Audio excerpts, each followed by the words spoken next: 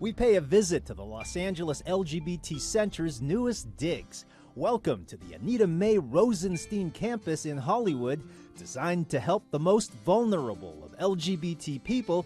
We're talking seniors and youth. Nothing like this at this scale has ever been done in the LGBT community anywhere in the world. Chief of Staff Daryl Cummings mentions the 100 new beds for homeless young people. Also, the Harry and Jeanette Weinberg Senior Center. Staffers say it will host over 100 events per month. Area Councilman David Rue stops by on National LGBT Elders Day. The population that has outperformed every other population of people becoming homeless have been seniors. But in the LGBT community, LGBT seniors are even more isolated, and often more than not don't have family members or children.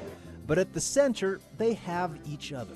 I really like being able to have my own community where people always understand, because we have similar stories. Many of us lost our family of origin and made new families, and they're here. It's the first time I've sat down here and in this space here, and I've just met somebody and just having a delightful conversation. It's just great to have this little meeting spot. The entire campus is 2 acres. Total cost over $141 million. There's also a full kitchen with a 12-week cooking class. They learn how to cut vegetables, they learn how to cook vegetables, all the way up to filleting fish and butchering chicken. Then they go and start making the meals for the center. So we do about 400 meals. And the point of this eventually is to hopefully have them cook at restaurants. Absolutely. So the third part of the program is that we place them in restaurants for an internship. And that is all in just phase 1 of the project.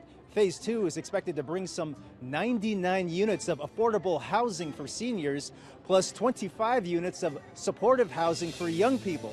Expected completion date on phase 2 is mid-2020. So we're right outside on our rooftop deck. And we're overlooking our new senior housing that we're in the process of being built. It's phase 2 of our Anita Mae Rosenstein campus. It makes good sense to have seniors and young people mingling. Absolutely, yeah. The whole concept of the campus itself is to connect our transition age youth, 18 to 24, with our seniors. In the LGBT community, many youth are disconnected from their families, so our seniors can provide a mentoring role of connecting with them and helping them to understand how their sexual identity is part of who they are. There's people out there that are trying to build a wall to keep vulnerable people out. We built this to invite those people in, and we think that's better. We're very proud of what that represents.